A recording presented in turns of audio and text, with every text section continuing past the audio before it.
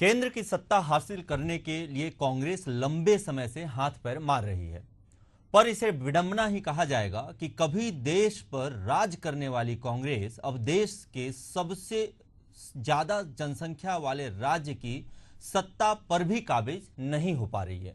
कांग्रेस के धुरंधरों को राहुल गांधी से बड़ी उम्मीद थी और शायद है भी कि भारत जोड़ो यात्रा, मोहब्बत की दुकान जैसी कोई तरकीब फिर आएगी और देश में एक बार फिर कांग्रेस को हुकूमत करने का फिर मौका मिल जाएगा। इनमें से एक तरकीब के तौर पर प्रियंका गांधी वाड्रा को भी देखा जा सकता है, जिन्हें वायनाड की सीट से जीतकर संसद की चौखट चढ़ने का मौका मिल गया है। पर सवाल है कि क्या कांग्रेस की डूबती नैया की खेवैया प्रियंका बन पाएंगी? नमस्कार, मैं हूं जय दुबे। एशियन न्यूज की खास पेशकश मुद्दा में आज कांग्रेस की राजनीति, परिणति और भविष्य के मसले पर विमर्श के लिए आपका स्वागत है। कांग्रेस जो देश की आजादी से लेकर 2014 तक सत्ता की धुरी में रही, आज सम्मानजनक विपक्ष की भूमिका के लिए भी तरस रही है। देश के राज्यों में भी कांग्रेस का अस्तित्व संकट में आ चुका है। ऐसे में कांग्रेस ने प्रियंका वाड्रा को पहले उत्तर प्रदेश में चुनाव की कमान दी, जहां दाल नहीं गल पाई। अब उपचुनाव के जरिए ही सही, पर प्रियंका की संसद में एंट्री हो गई है, तो सदन में आक्रामक तेवर भी दिखाई दे रहे हैं। भारतीय राजनीति पर विचार करें तो वर्तमान दौर युवाओं का है और सत्ता के शीर्ष पर विराजित प्रधानमंत्री नरेंद्र मोदी की कार्यशैली युवाओं को कहीं ज्यादा प्रभावित करती नजर आ रही है, जिसका परिणाम है कि भाजपा पीएम मोदी के नेतृत्व में तीसरी बार सरकार बना चुकी है और आने वाले 4 सालों तक कांग्रेस को विपक्ष की ही राजनीति करनी पड़ रही है। अब सवाल है कि क्या प्रियंका वाड्रा इन 4 सालों में कांग्रेस को उतनी ताकतवर बना पाएंगी कि साल 2029 के चुनाव में कांग्रेस सत्ता हासिल करने के काबिल बन पाए?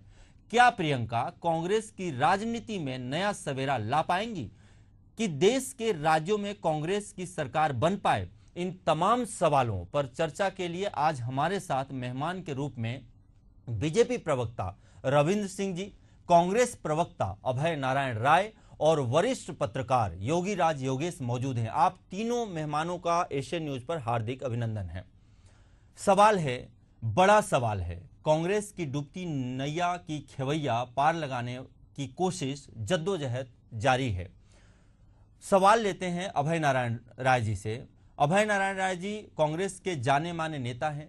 छत्तीसगढ़ में इनकी काफी धाक है और लगभग 35 सालों से ऊपर से राजनीति करते आ रहे हैं और इन्होंने कई उतार चढ़ाव देखे हैं, कांग्रेस को बहुत करीब से जानते हैं। इसलिए अभय नारायण जी से समझने का प्रयास करेंगे कि कांग्रेस ने ऐसी कौन सी गलती की, ऐसा कौन सा बड़ा गुनाह हो गया कि राज्य ही नहीं देश की राजनीति से कांग्रेस बेपटरी हो गई और आज तक कितनी भी मशीनें लगा करके कांग्रेस को पटरी पर नहीं ला पा रहे हैं। समस्त कांग्रेसी देश से लेकर राज्य तक के जितने भी नेताओं का जोर लगा लें। क्या कारण है अभय नारायण राय जी? आपको क्या लगता है, ऐसी गलती क्या हो रही है जो जिसको कांग्रेस नहीं पकड़ पा रही है? दुबे जी जी, सबको बधाई दूंगा मैं। पैनल पे उपस्थित हमारे पत्रकार साथी, भाजपा के प्रवक्ता साथी और जो दर्शक आपके माध्यम से हम सबको देख और सुन रहे हैं, सबको नववर्ष की बधाई। दूसरी महत्वपूर्ण बात आपने कही, महत्वपूर्ण सवाल आपने पूछा कांग्रेस को लेकर जी। एक तो मुझे आपके जो शीर्षक बनाया है उस पर ही आपत्ति है, डूबती नैया जी। कांग्रेस इस देश में कभी डूबती नैया नहीं रही जी। कांग्रेस आज भी जिंदा है, कांग्रेस आज भी सार्थक है और कांग्रेस आज भी उसी तरह काम कर रही है जिस भावना से वो सत्ता में रह के काम करती जी। अब तो भूमिका में, विपक्ष में। दूसरी बात, कारण आपने कहा, बहुत सारे बदलाव राजनीति में आए हैं। 70 के दशक की राजनीति, 80 के दशक की राजनीति और 90 के दशक की राजनीति एक अलग राजनीति थी जी। कांग्रेस बड़ी पार्टी के रूप में थी, कांग्रेस लीड करती थी, लेकिन मिली जुली सरकारों का दौर 75 के बाद प्रारंभ हो गया जी। 75 में आपातकाल के दौरान जब सारे राजनीतिक दल के लोग एक हुए, 70 का चुनाव हुआ और परिणाम आया जी। तो कांग्रेस फिर जाके सरकार बनी जो जनता पार्टी की सरकार कहलाई। लेकिन आप देखिए कि उस सरकार में प्रधानमंत्री से लेके तमाम जो महत्वपूर्ण मंत्री थे वो कांग्रेस से गए हुए लोग थे, जो जिन किन्हीं भी कारणों से कांग्रेस से बाहर गए थे वही जाके वहां सत्ता में फिर बैठे। 80 में फिर कांग्रेस आई। 80 से 90 का दशक जो रहा, औद्योगिकरण धीरे धीरे समाप्त हो रहा था, नई टेक्नोलॉजी आ रही थी, नया बदलाव समाज में आ रहा था, और इसी बीच भारतीय जनता पार्टी ने अपना कार्ड खेला धार्मिक। राम मंदिर के मुद्दे पर पद यात्रा आडवाणी जी ने प्रारंभ की। जब भारतीय जनता पार्टी 80 में बनी तो भारतीय जनता पार्टी के बाद न तो आजादी के इतिहास में कोई भूमिका थी, न 80 से लेके 52 के बीच में कोई ऐसी भूमिका थी, न कोई नेतृत्व था जो उनको ये बताए कि हमने ये काम देश के लिए किया, और न उनकी पहचान बन पा रही थी। चाहे वो जनसंघ के धीरे छाप पे लड़ते रहे हों, जनता पार्टी के हलदर में लड़े। 80 में भारतीय जनता पार्टी का निर्माण हुआ और आडवाणी और वाजपेयी जी के हाथ में जब बागडोर आई तो वाजपेयी जी सर्वमान्य नेता बने और आडवाणी जी एक धार्मिक नेता के रूप में चले गए, और वहीं से धार्मिक कार्ड खेलना चालू हुआ। राम मंदिर को लेकर अभय नारायण जी, इतिहास के पन्नों को जितना पलटेंगे उतनी ही तकलीफें बढ़ेंगी। हम आज की बात करते हैं कि आज के परिवेश में आखिर ऐसी कौन सी भूल हो जा रही है। सवाल यह है, आज के परिवेश में अगर धार्मिक कार्ड की बात है तो 110 करोड़ हिंदुत्व वाले देश में, जहां पे लगभग 110 करोड़ हिंदुत्व आबादी है, ऐसे देश में अगर कांग्रेस को जरूरत थी हिंदुत्व कार्ड अपनाने की तो उन्होंने क्यों नहीं अपनाया? वह क्यों दूर भाग रहे हैं? हिंदुत्व से अपने आप को क्यों दूर लेकर जा रहे हैं? दुबे जी, ये देश संविधान से चल रहा है। ये देश के संविधान में हम भारत के लोग, सभी धर्मों के लोग यहाँ रहते हैं। जो सभी धर्म के लोग हैं वो भारतीय नागरिक है। हम कोई भी भारतीय नागरिक को हिंदू और मुस्लिम में बांटकर बात करने की कांग्रेस की विचारधारा नहीं है। ये लड़ाई विचारधारा की है। ये लड़ाई हिंदू मुस्लिम की नहीं है। ये देश जितना हिंदुओं का है उतना मुस्लिमों का भी है। देखिए, सभी धर्मों अगर का ऐसा है तो अल्पसंख्यक और बहुसंख्यक का जो नारा दिया हुआ है ये कांग्रेस का ही दिया हुआ है। अल्पसंख्यक जो होगा उसकी रक्षा के लिए कानून बनाया जाएगा। आज बांग्लादेश में देखिए, चिंगारी कहीं लगेगी तो आग तो उठेगा जी, और सत्ताधारी दल बांग्लादेश का अल्पसंख्यकों की चिंता कर रहा है जी। तो अगर जो आपके यहाँ अल्पसंख्यक होगा उनके लिए संविधान ने जो व्यवस्था की है उसकी बात की जाएगी। मैं वही कह रहा था कि उसके बाद भी हम 2004 से 2014 तक जो शासन में रहे, तमाम विकास की बातें, सूचना का अधिकार लाने का काम, मनरेगा लाने का काम, युवाओं के बीच में जाके उनको स्थापित करने का काम, तमाम जो योजनाएं, शिक्षा का अधिकार, भूख का अधिकार, सारे 10 साल के कार्यकाल में आए हैं। आप वर्तमान की बात कर रहे हो आप जी। उसके बाद 14 में इस सरकार का उदय हुआ जी।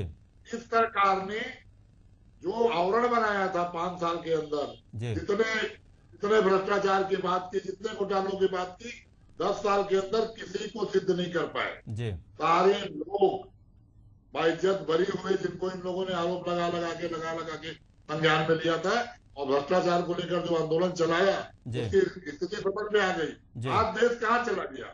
आज देश समाजवादी रास्ते से हट गया। आज देश तमाम सर्वधर्म सद्भाव के रास्ते से हट गया। आज सांप्रदायिक शक्तियां काम करने लगी। आज हिंदू और मुस्लिम में देश को बांटा जाने लगा। तो कांग्रेस विचारधारा पे कायम है, कांग्रेस को मानने वाला मतदाता भी कायम है। सत्ता की बात आप करेंगे तो जरूर हम सत्ता में नहीं आ पा रहे हैं, लेकिन मानसिकता जी, मैं सत्ता की बात नहीं, मैं नेतृत्व की बात कर रहा हूं। अभय नारायण जी, मैं नेतृत्व की बात कर रहा हूं, मैं सत्ता की बात अभी नहीं करता। हमारा यह प्रोग्राम नेतृत्व के ऊपर है। राहुल गांधी जी का नेतृत्व जो है वो नहीं स्वीकारा जा पा रहा है। ये हम पिछले लगभग 15 सालों से देखते हुए आ रहे हैं और वो अभी भी दिख रहा है। 3 टर्म के चुनाव पे हम लोगों ने देख लिया। आप चुनाव परिणाम के हिसाब से अगर कह रहे हैं कि नेतृत्व नहीं स्वीकारा जा रहा है जी, तो कांग्रेस का नेतृत्व जनता नहीं स्वीकार रही है। परीक्षा का तो रिजल्ट के हिसाब से ही देखा जाएगा। आगे बढ़ रही है जी, लगातार पद यात्राएं करना, लगातार संविधान की बात करना। आज जय भीम, जय संविधान, जय बापू का नारा कांग्रेस ने दिया जी, किस समाज ने दिया? आवश्यकता के हिसाब से दिया।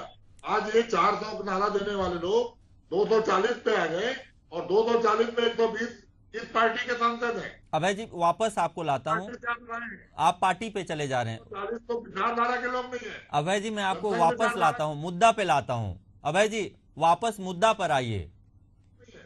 कांग्रेस में जो है वो कांग्रेस के विचारधारा का आदमी है, नहीं नहीं, मेरी बात और समझिए, कांग्रेस विचारधारा के साथ हम लोग कांग्रेस वापस मजबूत है। मुद्दे पर आते हैं। अभय नारायण जी, मुद्दा है नेतृत्व का कि क्या प्रियंका गांधी राहुल गांधी की जगह ले पाएंगी, और ऐसा लगता है कि जैसे इंदिरा गांधी जी ने कमाल दिखाया था, जैसे इंदिरा गांधी जी ने नेतृत्व संभाला था, वैसे क्या राहुल गांधी जी जो नहीं कर पा रहे हैं वो प्रियंका गांधी जी कर पाएंगी? देखिए, पहली बात तो नेतृत्व का संकट कांग्रेस में नहीं है। जी मल्लिकार्जुन खड़गे जी राष्ट्रीय अध्यक्ष हैं, जी सोनिया जी हमारी चेयरपर्सन हैं, जी और राहुल जी राष्ट्रीय अध्यक्ष रह चुके हैं। उन्होंने जवाबदारी छोड़ी है और वो नेतृत्व कांग्रेस का भी कर रहे हैं। जी प्रियंका जी भी एक सहयोगी के रूप में आई हैं। जी आगे चल के कांग्रेस क्या तय करेगा, पार्टी तय करेगी, कार्य समिति बैठेगी, संगठन के चुनाव होंगे, तो जो राष्ट्रीय अध्यक्ष की भूमिका में होगा, जब प्रियंका जी राष्ट्रीय अध्यक्ष की भूमिका में आएंगी तो नेतृत्व करेंगी। जी आज राष्ट्रीय अध्यक्ष की भूमिका में मल्लिकार्जुन खड़गे हैं, नेतृत्व कर रहे हैं, और सोनिया जी, प्रियंका जी, राहुल जी और तमाम सांसद जी उनके साथ खड़े हैं, मल्लिकार्जुन खड़गे के साथ, और पार्टी अपना काम कर रही है। जी तो ऐसी आवश्यकता इस डिबेट में प्रियंका जी को लेकर अगर आप बात कर रहे हैं, तो उनका पहला भाषण जो उन्होंने संसद में दिया, जी उस दिन ये समझ में आ जाना चाहिए था सबको कि प्रियंका जी का भाषण से सरकार भी हिली और कंटेंट आया उसमें, उन्होंने बातें की। राहुल जी जो वहां बोलते हैं वो कंटेंट आता है, बातें करते हैं। जी तो नेतृत्व का संकट कांग्रेस में कभी नहीं रहा है, ना आजादी के पहले ना आजादी के बाद। कांग्रेस में नेतृत्व हमेशा मजबूत रहा है और सक्षम रहा है। चलिए मान लेते हैं ऐसा ही हो। बीजेपी प्रवक्ता रविंद्र सिंह जी भी हमारे साथ जुड़े हुए हैं। रविंद्र सिंह जी से सवाल लेते हैं। रविंद्र सिंह जी, जितना भी चीज अभी अभय नारायण राय जी ने कहा है, जितनी भी बातें बताई हैं, उस सब से अलग मैं आपसे सवाल करता हूं। मैं समझना चाहता हूं आपसे कि आप कांग्रेस को ये बताने की कोशिश करें अपनी भाषा में, क्योंकि आप अभी विजेता हैं, तो अभी आप विजेता हैं तो शायद आप बेहतर बता पाएं कि आखिर कौन सी चीज छूट रही है कांग्रेस से। कहीं तो चूक हो रही है, कौन सी बड़ी चूक है? सबसे बड़ी बात है, कांग्रेस आज के दौर में जी अव्यवहारिक हो चुकी है, प्रासंगिक हो चुकी है, और लगभग 139 साल पुरानी है। जी सही मायने में विचारों से भी बुरी हो गई, संगठन से तो बुरी है ही, तो बिल्कुल नए चीज को नित नए प्रयोग करती नहीं है।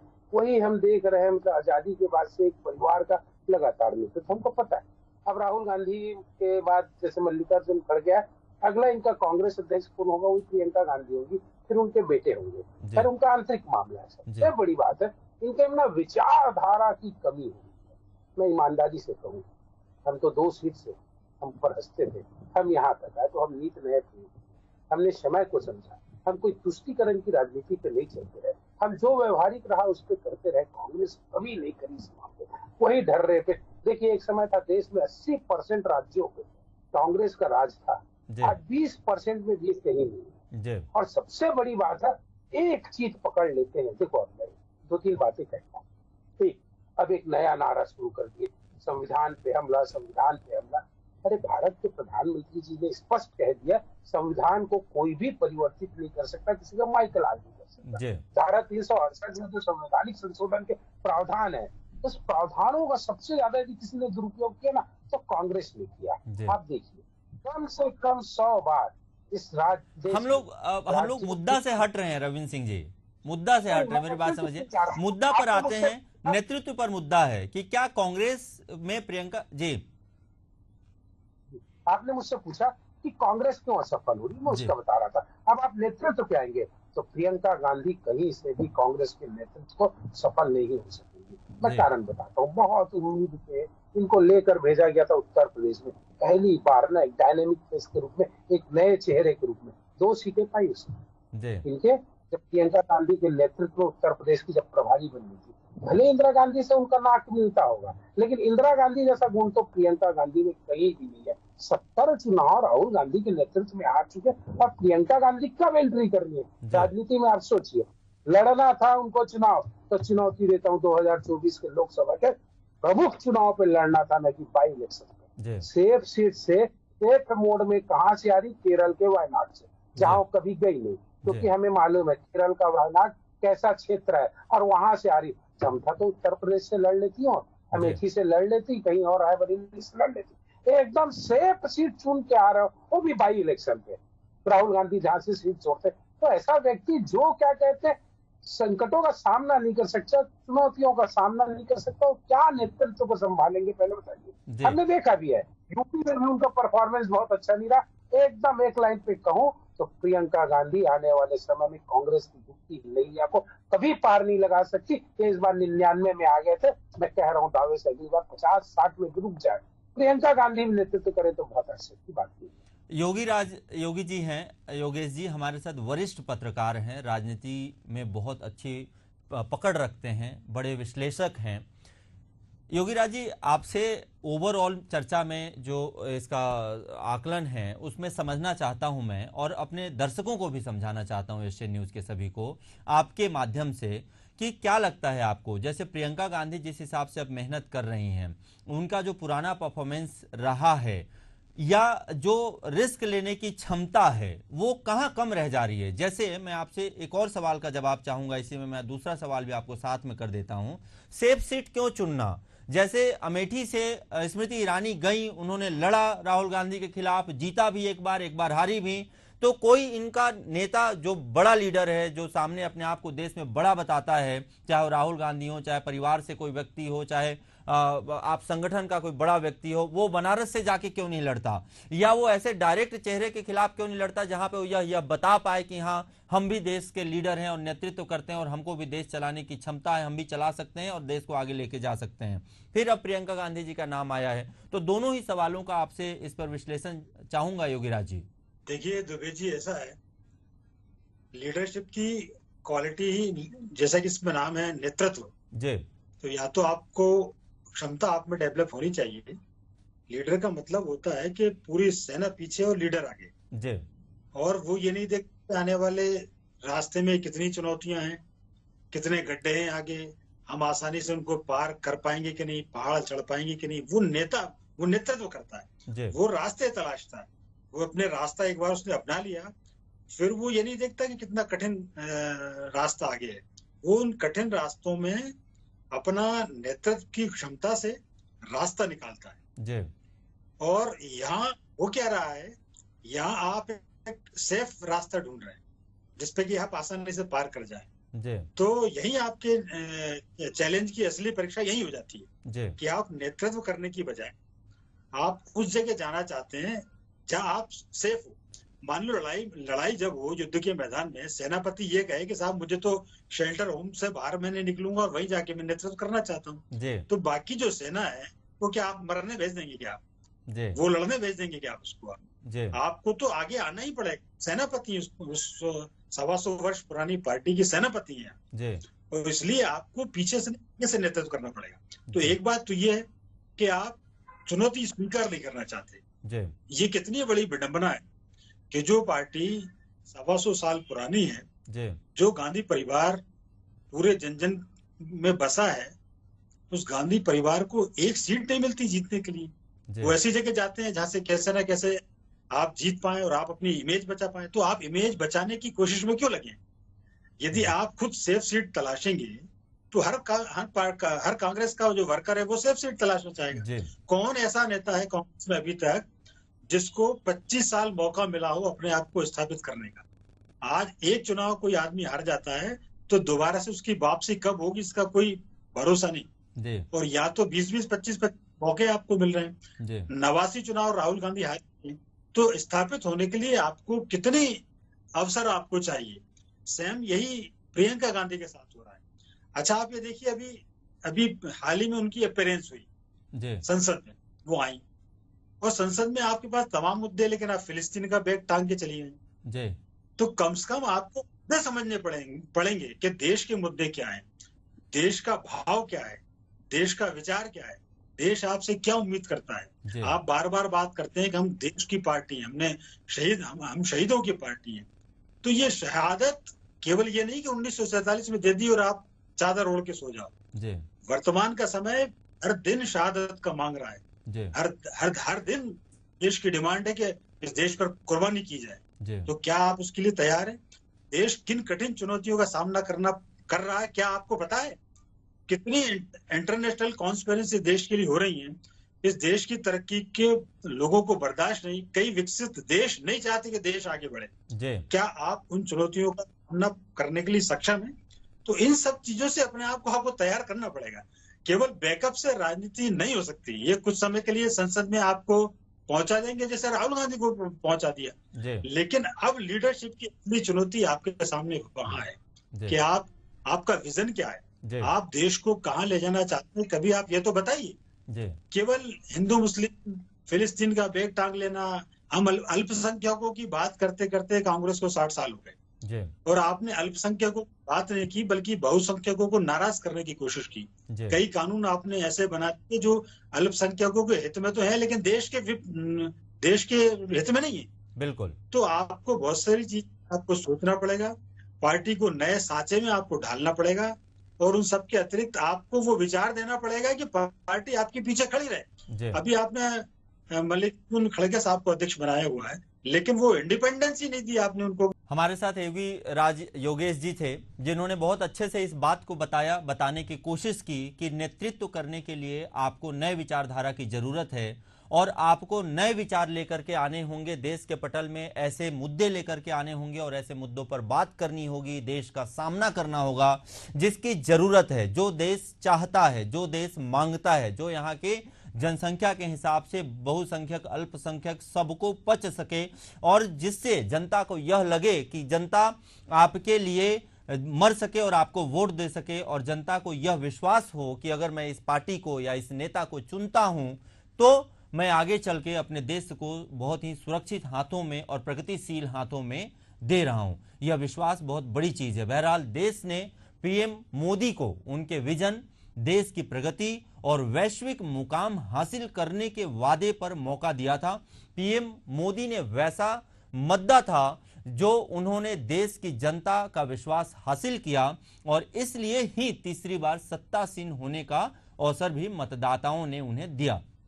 आने वाले सालों में प्रियंका की मौजूदगी कांग्रेस को कितनी मजबूत कर पाएगी, फिलहाल भविष्य के गर्भ में है, और यह देखने का विषय होगा कि आने वाले विधानसभा चुनाव में भी, जैसे अभी दिल्ली में विधानसभा चुनाव है, अन्य राज्यों में भी विधानसभा चुनाव होने वाले हैं अगले साल, एक देश एक चुनाव का भी मुद्दा चल रहा है। वन नेशन वन इलेक्शन में कितना कारगर वह साबित हो पाती हैं, इस मुद्दे को कितने अच्छी तरीके से देश के हित में लेके जा सकती हैं। अन्य कई मुद्दे हैं जो ज्वलंत मुद्दे हैं, इस पे समझना होगा, यह समय ही बताएगा। हमारे इस खास प्रोग्राम मुद्दा में हमारे सभी मेहमानों का जुड़ने के लिए बहुत बहुत धन्यवाद, बहुत बहुत शुक्रिया। आप समय निकाल कर के हमारे इस प्रोग्राम के साथ जुड़ें। ऐसे ही बने रहिए हमारे प्रोग्राम मुद्दा के साथ और एशियन न्यूज के साथ। फिर होगी मुलाकात नए टॉपिक के साथ। नमस्कार।